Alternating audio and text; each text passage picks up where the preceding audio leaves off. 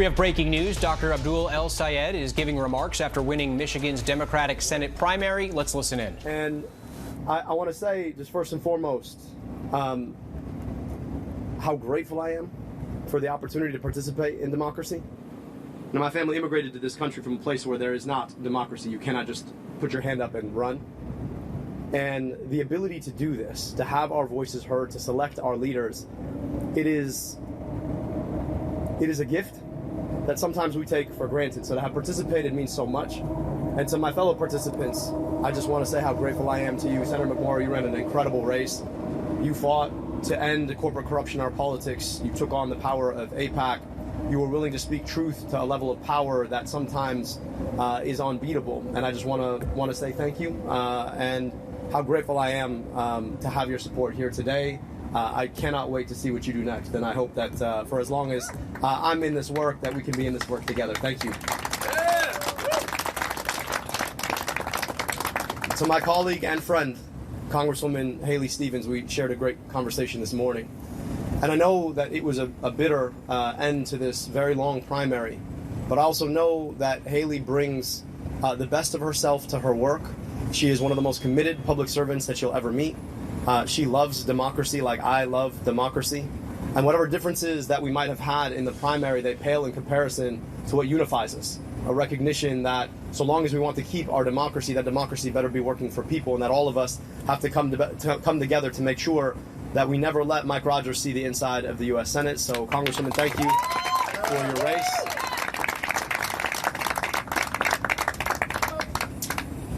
And I have to say a few more thank yous before we talk about where we're going next. First, I got to thank my wife, Sarah. Yeah! I really, when we decided to jump into this race, I knew that it was going to be tough for me, but I also knew that it was going to be particularly tough on our family. And the fact that she held it down alongside her medical practice, alongside making sure that our daughters didn't experience this without thinking life was just normal. That takes just an extraordinary amount of effort and sacrifice. So I just want to say how grateful I am to you, love, and I'm so honored and thankful that we get to continue this. 20 years on has been a hell of a ride. I owe her a 20th anniversary on our 21st anniversary because we definitely didn't get one of those this year.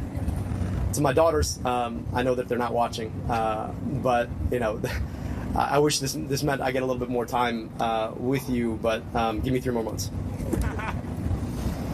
To everybody who put their shoulders into the work, anybody who made a contribution, who knocked on a door, who made a phone call, who put yourself into this democracy, who gave us your stake in democracy, this movement, this moment is for you.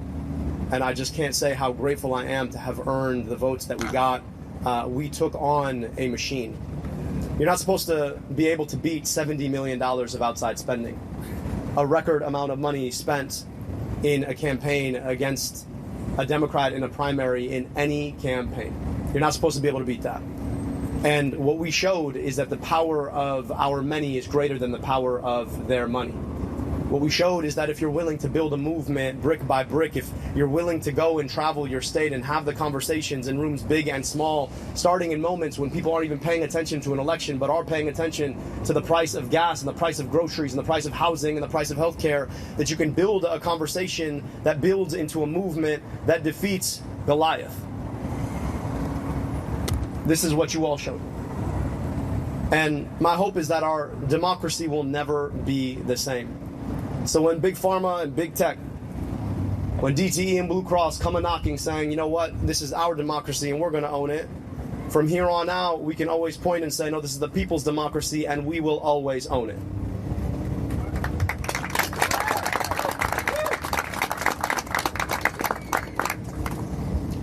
This would not have been possible without the incredible efforts of so many allies and allied organizations. I gotta give a special thank you to my first endorsers.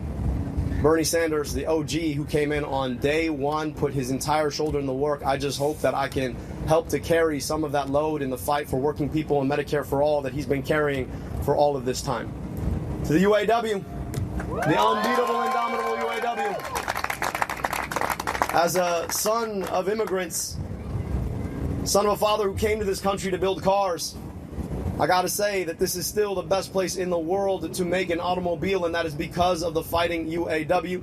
But it's also the best place in the world to build a family because of the Fighting UAW. And our work is about making sure that the folks who want to sell our democracy off to corporations and special interests don't get to take that away, and I stand in lockstep with our UAW sisters and brothers. To the AFT, the National Nurses United, the AFGE, the AAUP, thank you so much for your work. To all of the advocacy organizations who made this possible on the ground. Folks like the PCCC and Move On, folks like the Working Families Party, all of the constituency organizations who knocked on doors and made phone calls, thank you so much for putting your shoulder into the work.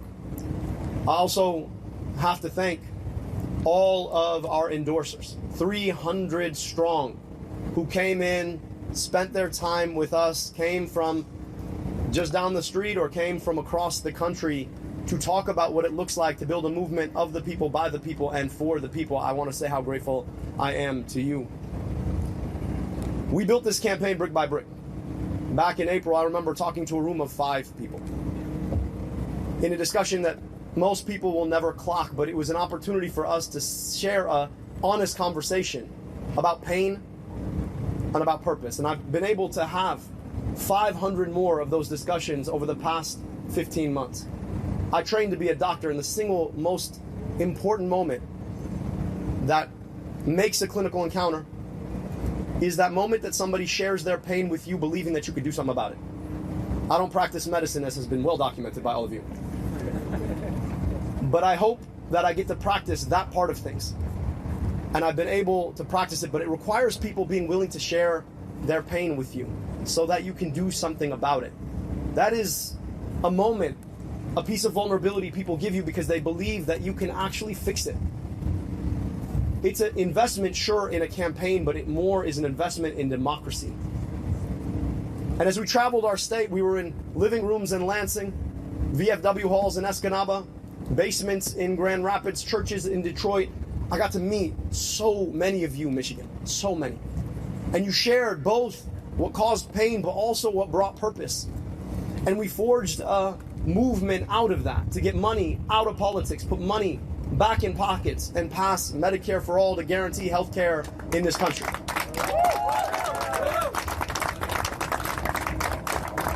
And for our troubles, the corporations, the special interests, who would rather get to decide who our elected officials are than let us decide who our elected officials are, they spent an unprecedented amount of money to beat us. Attack ad after attack ad after attack ad after attack ad. Wall-to-wall ads. But it turns out that the commercials are the part of the television show most people don't want to watch. It turns out that you can spend as much money as you want on lies, but it doesn't make them true. It turns out that when you're able to reach out and dignify somebody's pain, people remember that a lot more than a 30-second ad played on a loop on television. And it turns out that when the people want something in this democracy of ours, the people can get that thing if we're willing to do the work of that. And that's exactly what Michiganders up and down the state showed. 12,000 volunteers knocking nearly 10,000 doors a day to defeat an unprecedented amount of outside money, $70 million. But right now, as bitter and as divisive and as cynical as the campaign against us might have been, I want us to realize that there is so much more that unites us now. Because the campaign that Mike Rogers and Donald Trump and their GOP MAGA allies are launching is already more bitter. All you got to do is look at the ads you're already watching on TV, started today. You know, they think that you want to use my whole name against me. Mike, listen, man, if you can't say the name, it's Abdurrahman, keep the name out your damn mouth. I'll be happy to give you lessons. But they understand that the only way that they think they can win is to drag us into the mud, to believe the worst about each other, to believe that what divides us is bigger than what unites us. They want us to think that the reason some of us ain't got is because of other people got. But it turns out that the reason so many of us ain't got is because of the system that has corrupted our politics to take it away from us. And that is the thing that we are taking on now. That movement to get money out of politics, put money in your pocket, pass Medicare for all, it is a big movement. So if you supported me or you did not support me, if you voted for Vice President Harris in 2024 or you voted for Donald Trump, if you believe like me that you ought to be able to afford your groceries, if you believe like me that you ought to be able to afford your home, if you believe like me that your tax dollars ought to be invested in you rather than sent somewhere else, if you believe like me that a government of the people, by the people, and for the people is our birthright in this country, if you believe like me that we have a responsibility to stand up and walk with our union so that everybody has collective bargaining rights in this country, if you believe like me that you ought to have the guarantee of good health care in this country without some corporation trying to tell you what you cannot have and should not fight for, I hope that you'll join this movement now.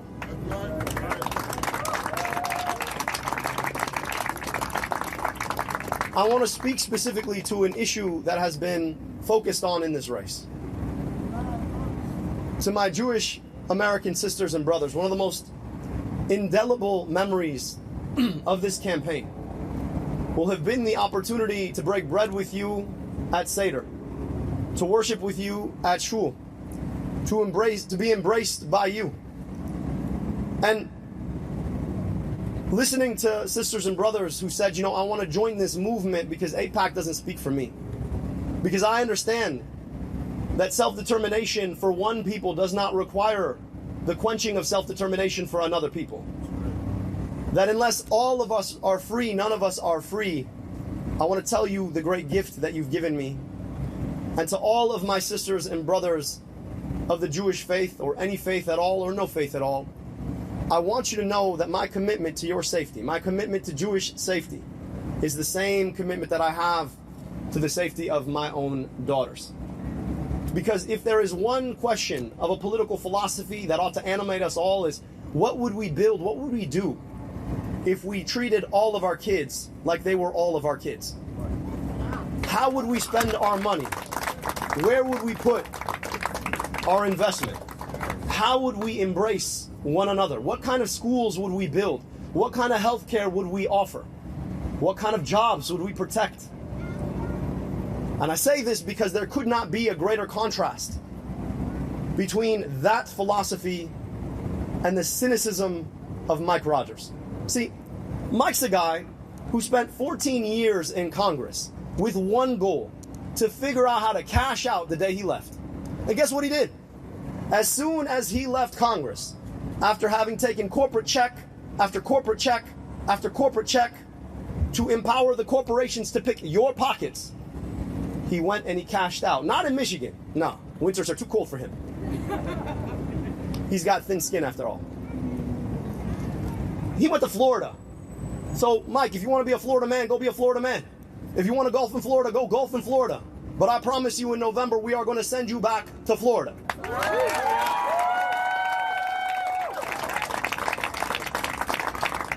Mike Rogers is the guy who wants to put a data center in your backyard so he can make himself feel a little bit more manly by making an AI video. Mike Rogers is the guy who has never shied away from a DTE check so he could turn his face in the direction of Florida. Mike Rogers is a guy who will do anything Blue Cross Blue Shield wants him to do, including raise your rates. Mike Rogers is a guy who introduced legislation to increase the flow of opioids. He did that while I was in high school. Mike Rogers is a guy whose politics and vision and perspective are old. Mike Rogers is a guy who has never shied away from a corporation he could do a favor for. Mike Rogers is a guy who, believe it or not, went back to Florida so he could lick every single boot Donald Trump owns to beg for his endorsement. I'm so sorry. If you want a senator who's going to lick some boots, fine, go vote for Mike Rogers. But if you want a senator who's going to stand up to Donald Trump, then you've got your option right here. And what's funny about Mike Rogers is that he's like the worst of all versions of the Republican Party, right? He's the worst of the neocon version. I mean, he was in the House during the entirety of the Iraq War. He left because he got tired of it. And then he swore up and down he could never support Donald Trump until, of course, he was licking Donald Trump's boots. So now he carries the burden of both of those things. Is he MAGA? Is he neocon? Nah, man, he's just a corporate sellout. So, Mike, I'm going to say right here, I know you're going to say no because you're a coward. 5 debates, all right? If you're willing to stand with me and have a conversation, you and I both know that you will wither in front of your own crimes. But I'm going to make sure Michiganders know about them. Because at the time we're done, you are not going to have safe quarter from people holding you accountable to what you've done for them here in Michigan. We will send you back to Florida where you belong. 5 debates. I'm hoping for an answer today. It's going to be a lot of fun, my guy. But I want to finish here because it's not about Mike Rogers. It's not even about Donald Trump. It is about who we are as a country. I worked in that building right there. In fact, you could see the window of my former office. And there are moments I had to pinch myself because my story in America is about as unlikely as it gets, but for an accident of history that allows my dad to immigrate to Detroit to go to Wayne State University. I was supposed to be a cab driver in Egypt, like my cousins. I would spend a lot of my childhood summers in Egypt. I'd spend them there with a front row seat to what my life should have been. Except for I got to be born in America, where I got vaccinated against diseases that killed an aunt and uncle I never got to meet. They died before their first birthday. I got to go to amazing public schools, an incredible public university. I got my medical education paid for by a public agency at the NIH. That's what America gave me. Now, the crazy thing is I grew up not 20 minutes from here. And in traveling 20 minutes, I travel a 10-year life expectancy gap. I got to meet kids who never got the opportunities I got, despite the fact that their families had been here far longer than me. I know what America gave me, but I also know what America continues to deny too many of her own children. And a lot of my work in that building right there was about trying to address exactly that. And I kept running up against one thing: the kind of politics that tell us that we cannot invest in those children because we should be sending their money to deny rights to other children abroad. A politics that tells us that the corporations should do what they can and the rest of us do what we must. A politics that tells us that our democracy is there for the taking if you have enough money to take it. And so when the opportunity to run for U.S. Senate came up, I realized that this was a fight not just against Mike Rogers and Donald Trump. It was a fight for the kind of America that can give what I had to all of her children. That is the work in front of us. This country of ours, this America of ours, is more than a flag. It's more than a set of colors. If you're a patriot, then you better fight for an America that is America for all of her kids. That's what this is about. Building a movement to take our democracy back, to serve the people who absolutely deserve the best of what America has to offer them. That's the commitment all of us are making. So whether you voted for me or voted for my opponent or didn't vote at all, we're inviting you to that movement to get money out of politics so we can put money back in pockets and finally guarantee the promise of health care through Medicare for all.